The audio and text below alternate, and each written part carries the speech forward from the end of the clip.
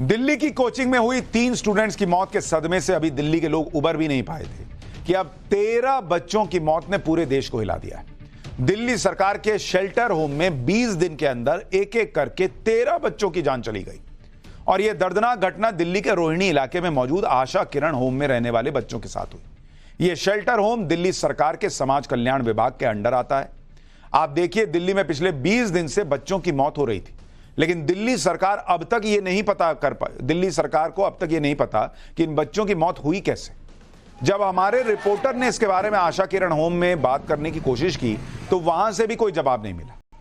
आप देखिए कि पिछले 20 दिनों में दिल्ली में मासूम बच्चों की मौत हो रही है और अब जाकर केजरीवाल सरकार मजिस्ट्रेट से जांच कराने का भरोसा दे रही है। जब 13 बच्चे मर गए तब यह काम तो 20 दिन पहले होना चाहिए था, ताकि तभी सही जानकारी सामने आने के बाद बाकी के बच्चों की तो जान बच जाती। लेकिन आज जब मीडिया के जरिए इस घटना के बारे में दुनिया को पता चल गया तो केजरीवाल सरकार एक्टिव होने की बातें कर रही है। एक तरफ दिल्ली के सीएम केजरीवाल दिल्ली को वर्ल्ड क्लास सुविधाओं से भर देने का दावा करते हैं और दूसरी तरफ दिल्ली के शेल्टर होम में मासूम बच्चों की मौत हो रही है।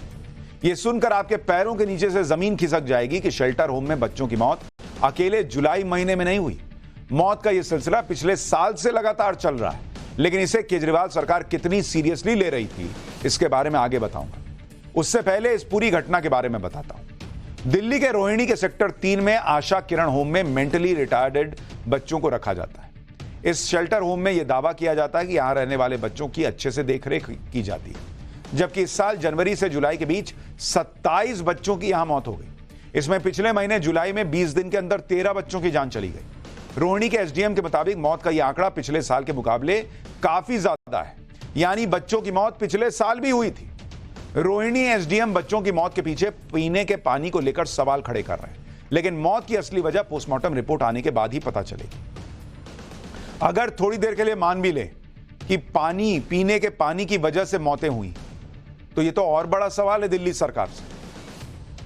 जो लोग पीने का ऐसा पानी अब उपलब्ध करा रहे हैं कि बच्चों की जान चली जा रही है, वो केजरीवाल मॉडल और केजरीवाल मॉडल का ढिंडोरा पीटते हैं।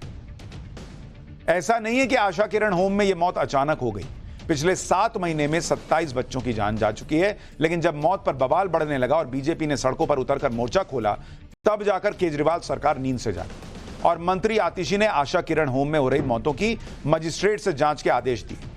लेकिन वो शेल्टर होम में हुई मौत के लिए लापरवाही के आरोपों को मानने के लिए तैयार नहीं दिख रही और जांच रिपोर्ट आने से पहले ही सफाई दी जा रही है कि जिनकी मौत हुई उनको पहले से ही कई गंभीर बीमारियां थी।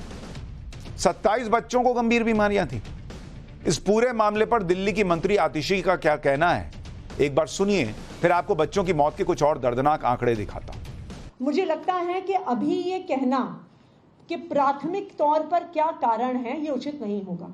ये इसलिए उचित नहीं होगा क्योंकि जब तक इंक्वायरी रिपोर्ट नहीं आती है, हमें भी किसी प्रकार की अफवाह में विश्वास करना और अफवाह फैलाने पे थोड़ा सा हमें ध्यान रखना चाहिए, क्योंकि जैसा मैंने कहा, इनमें से कई ऐसे पेशेंट्स हैं जिनको मल्टीपल कोमॉर्बिडिटीज थी। और अगर आप देखिए कि कई ऐसे जो कुछ लोगों की डेथ भी हुई है, उनमें से कुछ लोग इस महीने से पहले जून से ही हॉस्पिटल में एडमिटेड थे। दिल्ली सरकार की मंत्री आतिशी अब भी ये कह रही हैं कि मौत के कारण इतनी जल्दी बताना ठीक नहीं होगा, लेकिन वो ये नहीं बता रही कि बच्चों की मौत सिर्फ जुलाई के महीने में ही नहीं हुई। पिछले 6-7 महीने से लगातार शेल्टर होम में बच्चे मर रहे थे, लेकिन दिल्ली सरकार की मजिस्ट्रेट जांच के लिए आंखें तब खुली जब 13 बच्चों की मौत इस महीने हो गई, जुलाई में। यह काम कई महीने पहले किया जा सकता था। आज आपको बताता हूं कि पिछले 6 महीने में दिल्ली सरकार के शेल्टर होम्स में बच्चों की मौत हो रही थी और किस तरह से हो रही थी। जनवरी में 3 बच्चों की जान गई, उसके बाद फरवरी में 2 और बच्चों की जान चली गई, मार्च में फिर 3 और बच्चे मर गए, अप्रैल में 2, मई में 1, जून में फिर 3 बच्चों की जान गई और जुलाई में 13 बच्चों की मौत हो गई। यानी हर महीने बच्चे मरते रहे, लेकिन केजरीवाल सरकार पता नहीं कहां सोई हुई थी। उनको तो केजरीवाल की सेहत का ध्यान था कि केजरीवाल जी का वजन 1 किलो बढ़ा कि 1 किलो घटा। यहां बच्चे घट गए, बढ़ गए, मर गए, क्या हुआ, इसका ध्यान ही नहीं था। इतना ही नहीं, वर्ष 2023 में जनवरी से जुलाई के बीच ही कुल 13 लोगों की मौत हुई थी। यानी दिल्ली में बच्चों की मौत का सिलसिला पिछले साल से चल रहा है, लेकिन किसी के पास कोई जवाब नहीं। आज हमारे रिपोर्टर मोहित ओम ने इन मौत की वजहों को जानने के लिए रोहिणी के आशा किरण होम जाकर वहां बात करने की कोशिश की। देखिए वहां क्या हुआ। इस वक्त हम आशा किरण होम के बाहर मौजूद हैं, जहां पर बच्चों को रेगुलर चेकअप के बाद एम्बुलेंस लेकर आई हैं। आप देखिए पीछे से अगर देखें तो करीब 3 एम्बुलेंस यहां खड़ी हैं, जिसके अंदर तमाम बच्चे मौजूद हैं। लेकिन यहां पर जब अब प्रदर्शन शुरू हो गए हैं आशा होम किरण के खिलाफ, तो इन्होंने दरवाजा बंद कर लिया है और जो बच्चों को घर में अंदर जाना चाहिए वो बाहर की तरफ मौजूद है और गाड़ी के अंदर बैठने में मजबूर हो रहे हैं। आप देख सकते हैं गाड़ी के अंदर किस तरीके से जो मानसिक अक्षम बच्चे हैं वो यहाँ बैठे हुए हैं। और दूसरी तरफ अगर नज़ारा दिखाएं तो भारतीय जनता पार्टी के विधायक समेत तमाम कार्यकर्ता यहाँ पहुंचे हैं, जो इस वक्त यहाँ पर विरोध प्रदर्शन करते हुए नजर आ रहे हैं। खुद विधायक यहाँ पे अंदर जाने की कोशिश कर रहे हैं, लेकिन दरवाजे नहीं खोले जा रहे हैं और यहाँ पर बड़ा प्रदर्शन देखने के लिए मिल रहा है, क्योंकि विधायक का कहना है कि हम अंदर जाना चाहते हैं, यहाँ पर अंदर स्थिति देखना चाहते हैं कि यथार्थ स्थिति क्या है यहाँ पर, क्योंकि कोई भी सरकारी अधिकारी इस मामले में अब बात करने को तैयार नहीं है। हालांकि दिल्ली गवर्नमेंट की तरफ से खानापूर्ति जरूर की गई है और जांच के आदेश दिए गए हैं, लेकिन इस वक्त यहाँ पे कोई भी अधिकारी बात करने को तैयार नहीं है। तो यहाँ पे जो एम्बुलेंस है इनसे बात करने की कोशिश करते हैं। आप बच्चों को लेकर आ रहे हैं? हाँ जी। कहाँ से लाए हैं बच्चों को? अम्बेडकर से। तो रेगुलर बच्चे जाते हैं इलाज के लिए? हाँ जी। तो ये दरवाजा रोज इसी तरह बंद रहता है या खोल देते हैं लोग? खोल देते हैं। तो आज क्यों बंद करा हुआ? कोई बात हुई अंदर किसी से? पता नहीं बात हुई। तो आप समझ सकते हैं कि यहाँ पर जो अंदर की स्थिति है उसको छुपाने की कोशिश की जा रही है।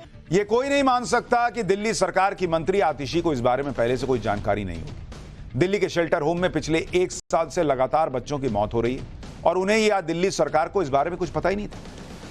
अगर पता नहीं था तो ये तो और बड़ा क्राइम है कि कैसी सरकार है जिसको पता ही नहीं इतने बच्चे मर रहे हैं, और पता था फिर भी कुछ नहीं किया तो भी क्राइम है कि कैसी सरकार है जो बच्चों को बचाने के लिए कुछ नहीं कर रही। अगर दिल्ली सरकार इस बारे में इतनी ही गंभीर थी तो पिछले साल 13 बच्चों की मौत के बाद मजिस्ट्रेट की जांच के आदेश क्यों नहीं दिए थे? क्योंकि तब मीडिया में खबर नहीं आई थी। अगर पिछली साल ही जांच करवा देते तो इस साल जनवरी से जून के बीच 14 बच्चों की मौत के दौरान यह जांच क्यों नहीं करवाई गई? तभी करवा लेते। ऐसे में सरकार की नीयत और मंशा पर सवाल तो उठेंगे। वही बात कभी आम आदमी पार्टी की तेज तर्रार नेताओं में शुमार रही राज्यसभा सांसद स्वाति मालीवाल भी कह रही।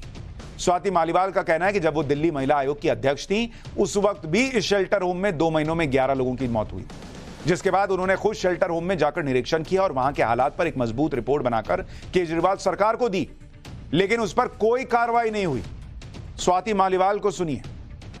मैं जब दिल्ली महिला आयोग की अध्यक्ष थी तब भी कुछ साल पहले इसी शेल्टर होम में 2 महीनों में 11 मौतें हुई थी।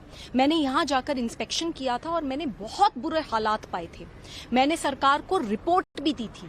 मैंने सरकार को बताया था कि किस तरीके से महिलाएं वहाँ पे, क्योंकि स्टाफ ठीक से नहीं है, क्योंकि व्हील चेयर्स नहीं है, रेंग रेंग के बाथरूम जाने पे मजबूर हैं। वहीं कॉरिडोर में उन्हें शौच करना पड़ रहा है। कई बच्चे जो कि हिल नहीं सकते, जो कि छोटे हैं, उनको अपने ही बिस्तरों में शौच करना पड़ रहा था। पूरे हालात, इतनी गंदगी थी, इतना बदबू था, मैं बता नहीं सकती, बहुत बुरा हाल था। इतनी स्ट्रॉन्ग रिपोर्ट बना के हमने दिल्ली सरकार को दी, तब भी कुछ इंक्वायरी हुई थी, लेकिन कार्यवाही कुछ नहीं हुई।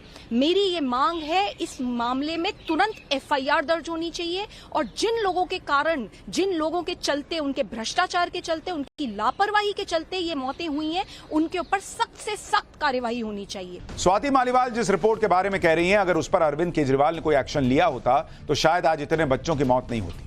हालांकि अरविंद केजरीवाल के पास दिल्ली के शेल्टर होम्स की बिगड़ती हालत के बारे में बहुत पहले से उन्हें पता था, लेकिन वो इस बारे में कोई एक्शन नहीं लिए। हैरानी आपको यह जानकर होगी कि दिल्ली में चलने वाले सभी सरकारी शेल्टर होम्स के चेयरपर्सन दिल्ली के CM अरविंद केजरीवाल हैं और इसके बाद भी जरूरी एक्शन नहीं लिए गए। आज आपको बताता हूं कि रोहिणी के जिस शेल्टर होम में 13 बच्चों की मौत हुई है उसकी हालत क्या है। दिल्ली के रोहिणी का आशा किरण शेल्टर होम 1989 में बना था। इसमें पिछले 10 साल में लगभग दोगुनी क्षमता में लोगों की भीड़ जुटी।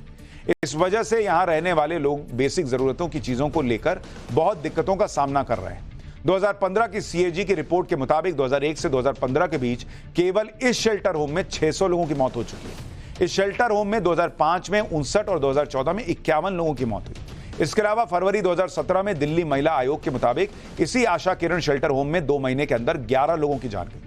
जिस शेल्टर होम्स की पूरी तरह से जिम्मेदारी अरविंद केजरीवाल के ऊपर है, वहां पिछले कई साल से लगातार मौत की घटनाएं हो रही हैं और अब जब मीडिया में खबर आ रही है तो कह रहे हैं कि हम मजिस्ट्रेट से जांच कराएंगे। दिल्ली के शेल्टर होम्स में इतनी संख्या में लोगों की मौत के बाद अब जाकर दिल्ली सरकार मजिस्ट्रेट के जांच के आदेश दे रही है। बीजेपी का आरोप है कि इस तरह की जांच के आदेश से दिल्ली सरकार तो यह दिखाने की कोशिश कर रही है कि वो इन मौत की घटनाओं को लेकर सीरियस है। लेकिन आपको याद होगा कि कुछ दिन पहले जब दिल्ली की एक यूपीएससी की कोचिंग में 3 बच्चों की डूबकर मौत हो गई थी, तब जाकर दिल्ली सरकार एक्शन में आई थी। तब भी दिल्ली सरकार इस तरह के दावे कर रही थी कि अवैध रूप से चल रही कोचिंग्स पर कार्रवाई की जाएगी। लेकिन आज इस मामले में हाईकोर्ट ने एक आदेश जारी किया है जिसमें दिल्ली सरकार और एमसीडी को जबरदस्त फटकार लगी। इसमें हाईकोर्ट ने कहा कि एमसीडी को बार बार आदेश दिए गए लेकिन उन्होंने इसका पालन नहीं किया। वो केवल ऑर्डर पास करते रहे लेकिन जमीन पर कुछ नहीं हुआ। हमने आपको यहां इसलिए बुलाया है ताकि हम आपको बता सकें कि एमसीडी और दिल्ली सरकार को नए तरीके से कैसे काम करना चाहिए। दिल्ली के पूरे सिस्टम में बहुत गड़बड़ियां हैं, इसलिए इस मामले की जांच आपराधिक मामले की तरह होगी। हाईकोर्ट ने आगे आदेश दिया कि हम इस घटना की जांच सीबीआई को भेज रहे हैं। दिल्ली सरकार को फटकार लगाते हुए हाईकोर्ट ने कहा कि पिछले 5-6 महीने में कोई कैबिनेट मीटिंग तक नहीं हुई, किसी प्रोजेक्ट पर काम नहीं हो रहा है। दिल्ली में चल रही ढेर सारी सब्सिडी स्कीम्स की वजह से लगातार लोग दिल्ली की तरफ पलायन कर रहे हैं। हाईकोर्ट ने यह भी कहा कि दिल्ली के पास बड़े इंफ्रास्ट्रक्चरल बदलाव करने के लिए फंड्स ही नहीं है। अगर आप फ्रीबीज स्कीम के पीछे भागेंगे तो आप कोई बदलाव नहीं कर पाएंगे। उधर दिल्ली में एलजी बीके सक्सेना ने आशा किरण होम में हो रही मौतों को गंभीर मामला बताया। एलजी ने कहा कि संबंधित अधिकारियों की तरफ से आपराधिक लापरवाही हुई है।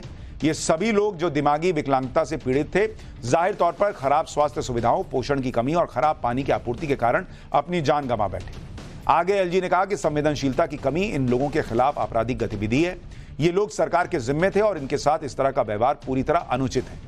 एलजी का कहना है कि दिल्ली सरकार द्वारा चलाए जा रहे सभी शेल्टर होम्स की स्थिति पर जांच की जाए, जिसमें आशा किरण होम में हुई मौतों की जांच भी शामिल है। 1 हफ्ते के अंदर जिम्मेदारी तय की जाए और यहां के एडमिनिस्ट्रेशन के खिलाफ तुरंत कार्रवाई शुरू।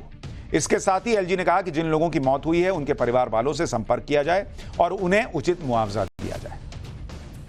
शेल्टर होम में बच्चों की मौत के मामले में बीजेपी ने भी केजरीवाल सरकार को घेरा है। बीजेपी के कार्यकर्ता रोहिणी में मौजूद आशा किरण होम के बाहर प्रदर्शन करते दिखे।